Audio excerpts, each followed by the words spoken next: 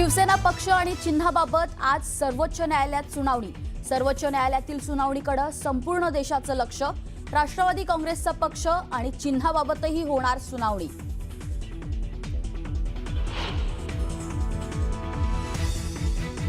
जागा वाटपात मुस्लिम बहुल जागा शिवसेनेच्या वाट्याला आल्या, तिथंच आमचं नुकसान झालं। न्यूज 18 मराठीला दिलेल्या मुलाखतीत राहुल शेवाळेंचं मोठं वक्तव्य।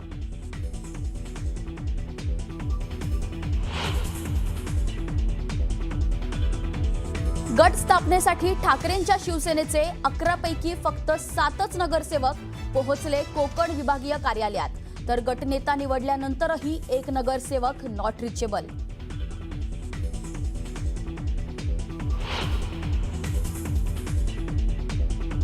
विजय वडेट्टीवार भाजपची बी टीम, नाव न घेता खासदार प्रतिभा धानोलकरांचं वडेट्टीवारांवर टीकास्त्र। मुनगंटीवारांच्या दाळव्यावरून साधला निशाणा, चंद्रपूर काँग्रेसमधील गटबाजी चव्हाट्यावर।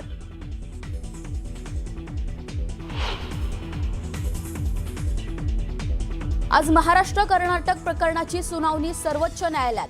2017 नंतर पहिल्यांदाच होणाऱ्या सुनावणीकडे संपूर्ण सीमा भागाचं लक्ष।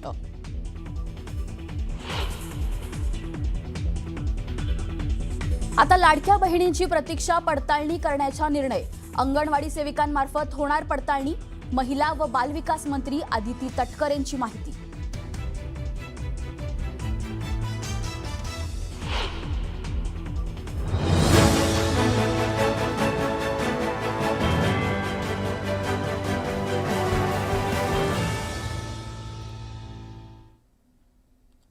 नमस्कार, सुप्रभात। मी आरती औटी। आपण पाहताय न्यूज 18 मराठी। सकाळच्या पहिल्या बातमीपत्रात आपल्या सगळ्यांचं स्वागत। बातमीपत्राच्या सुरुवातीला अत्यंत महत्त्वाची बातमी आपण पाहणार आहोत। महाराष्ट्रातील सत्ता संघर्षाचा आणि शिवसेना पक्षाच्या भवितव्याचा पेट आता सुप्रीम कोर्टात सुटण्याच्या मार्गावर आहे। शिवसेना पक्ष आणि धनुष्यबाण या निवडणूक चिन्हाबाबत आजपासून अंतिम सुनावणीला सुरुवात होते। सलग 2 दिवस या प्रकरणाचा युक्तिवाद ऐकून घेतला जाणार असून राज्याच्या राजकारणाला कलाटणी देणारा निकाल लवकरच लागण्याची चिन्ह दिसतात। 2022 साली एकसंध शिवसेनेतून फुटलेल्या एकनाथ शिंदे यांचा पक्ष हाच खरा शिवसेना पक्ष असल्याचा आणि त्यांचा धनुष्यबाण हे चिन्ह वापरण्यास मुभा देणाऱ्या केंद्रीय निवडणूक आयोगाच्या निर्णयाला उद्धव ठाकरे यांनी सर्वोच्च न्यायालयात आव्हान दिलं होतं। यासोबतच शिंदेंच्या पक्षाच्या आमदारांना अपात्र ठरवण्याऐवजी पात्र ठरवण्याच्या विधानसभा अध्यक्ष राहुल नार्वेकरांच्या निर्णयालाही शिवसेनेनं मुख्यप्रतोद सुनील प्रभू यांनीही आव्हान दिलं असून या दोन्ही याचिकांवर एकत्रित सुनावणी होणार आहे। त्यामुळे आज होणाऱ्या सुनावणीकडे अवघ्या महाराष्ट्राचं लक्ष लागलंय।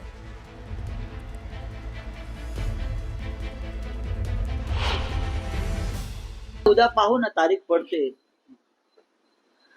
पडते की देवतेचा अंतरात्मा जागा होतो। बरं का, आतला आवाज जो असतो ना तो जागा होतोय आणि संविधानाची किती बूज राखली जाते हे उद्या आम्हाला कळेल। आम्ही 2.5 वर्षात इतक्या चक्रा मारल्या आहेत, त्याच्यामुळे काय होईल देवालाच ठाऊक। कारण काय, याचं कारण असं की 2.5 वर्षाची ही लढाई चाललेली आहे आणि अजूनपर्यंत आम्हाला ते इलेक्शन कमिशनमध्ये त्या न्याय मिळालाच नाही। आता म्हणून कोर्टात आमची केस सुनावणीला येते, याचं मी स्वागत करते। बघूया पुढे काय होतं। या महत्त्वाच्या बातमीनंतर आता पाहूयात सकाळच्या 100 बातम्या। पुण्याच्या शिरूरमध्ये भाजपनं राष्ट्रवादीला मोठा धक्का दिलाय। माजी आमदार पोपटराव गावंडेंचे पुत्र राजेंद्र गावंडेंनी भाजपात प्रवेश केलाय। चंद्रकांत पाटलांच्या उपस्थितीत हा पक्षप्रवेश संपन्न झालाय, तर माजी आमदार पोपटराव गावडे हेही लवकरच मुख्यमंत्र्यांच्या उपस्थितीत भाजपमध्ये प्रवेश करणार आहेत। अजित पवार आणि दिलीप वळसे पाटलांना हा मोठा धक्का मानला जातोय।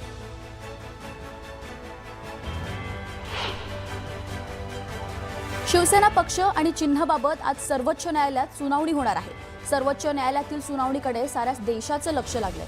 राष्ट्रवादीच्या काँग्रेस पक्ष आणि चिन्हाबाबतही सुनावणी होणार। चंद्रपूर काँग्रेसमध्ये वडेट्टीवार आणि धानोरकरांमधील गटबाजी चव्हाट्यावर आली आहे। यामुळे काँग्रेसला चंद्रपुरांमधील सत्ता गमावावी लागण्याची शक्यता आहे।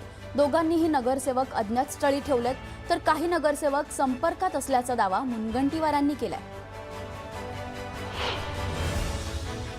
कल्याण डोंबिवली महानगरपालिकेच्या गटनेतेपदी उमेश बोरगावकर यांची नियुक्ती करण्यात आली आहे. 11 पैकी एकूण 7 नगरसेवकांनी उपस्थिती दर्शवत गट स्थापन केला आहे, तर संपर्कात नसलेले लवकरच येतील असा विश्वास वरुण सरदेसाईंनी व्यक्त केला आहे. नाना पटोले चर्चेत राहण्यासाठी काहीही वक्तव्य करत असल्याचा परिणय फुक्केंनी म्हटलंय. मुंबईला महाराष्ट्रापासून तोडण्याचं षडयंत्र केंद्राकडून केलं जात असल्याचं वक्तव्य नाना पटोलेंनी केलं होतं. पुणे जिल्हा परिषदेच्या निवडणुकीचा आज उमेदवारी अर्ज दाखल करण्याचा शेवटचा दिवस आहे. तर इंदापुरात मुख्य लढत ही राष्ट्रवादी काँग्रेस विरुद्ध भारतीय जनता पार्टी अशी होणार आहे. राष्ट्रवादी बरोबर भारतीय जनता पक्षानं पूर्ण ताकद ही निवडणूक लढवण्यासाठी लावली आहे. परभणीत जिल्हा परिषद निवडणुकीसाठी उमेदवारी दाखल करण्यासाठी मोठी गर्दी केली होती. यावेळी उमेदवारांनी शक्ती प्रदर्शन करत उमेदवारी अर्ज दाखल केलाय. सांगलीत गोपीचंद पडळकरांच्या वहिनी जिल्हा परिषद निवडणुकीच्या मैदानात उतरल्यात. जोरदार शक्ती प्रदर्शन करत त्यांनी उमेदवारी अर्ज दाखल केलाय. माधवी पडळकर यांनी निंबवडे जिल्हा परिषद गटातून अर्ज दाखल केलाय. कराड तालुक्यातील 12 जिल्हा परिषद गट आणि 24 पंचायत समिती गणासाठी 906 इच्छुक उमेदवारांनी अर्ज दाखल केलेत. 79 जणांनी आज अर्ज दाखल केले आहेत. यामध्ये भाजपचे किसान मोर्चाचे प्रदेश सरचिटणीस रामकृष्ण वेताळ यांच्या पत्नी विद्या रामकृष्ण वेताळ यांनी कोपर्डे जिल्हा परिषद गटातून जोरदार शक्ती प्रदर्शन करत उमेदवारी अर्ज दाखल केलाय. आंबेगाव तालुक्यात राष्ट्रवादीच्या उमेदवारांनी शक्ती प्रदर्शन करत उमेदवारी अर्ज दाखल केलाय. आंबेगावात राष्ट्रवादी स्वबळावर लढणार आहे. छत्रपती संभाजीनगरमध्ये महायुतीच्या बैठकीदरम्यान मोठा राडा झाल्याचं पाहायला मिळालं. वैजापूरमधील नाराज भाजप कार्यकर्त्यांनी मंत्री अतुल सावे यांची गाडी अडवली आहे. वैजापूरमधील काही भाजप कार्यकर्त्यांच्या युतीला विरोध केलाय. एक महत्त्वाची ब्रेकिंग आपण पाहतोय. मुंबईत जागा वाटपाच्या सामंजस्यानं झाल्याचं पाहायला मिळतंय. मात्र मुस्लिम बहुल 30 मतदारसंघात शिवसेनेकडे आलेत आणि आता या ठिकाणी शिवसेनेला फटका बसल्याचं वक्तव्य शिवसेनेचे माजी खासदार राहुल शेवाळे यांनी केले. एक महत्त्वाची बातमी आपण पाहतोय. त्यासोबतच काही मतदारसंघ भाजपच्या बंडखोर उमेदवारांचाही फटका बसल्याचं ते म्हणाले. नेमकं काय म्हणालेत पाहूयात.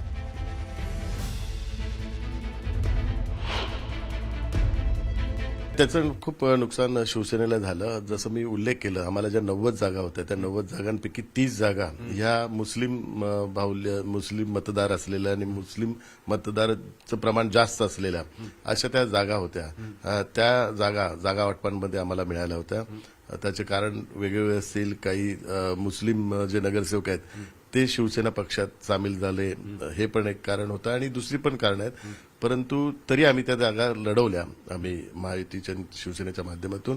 आणि साधारण 10 ते 12 ठिकाणी, साधारण 12 किंवा 15 ठिकाणी असेल, त्या ठिकाणी बंडखोर उभे होते आणि बंडखोरांमुळे नुकसान झाले.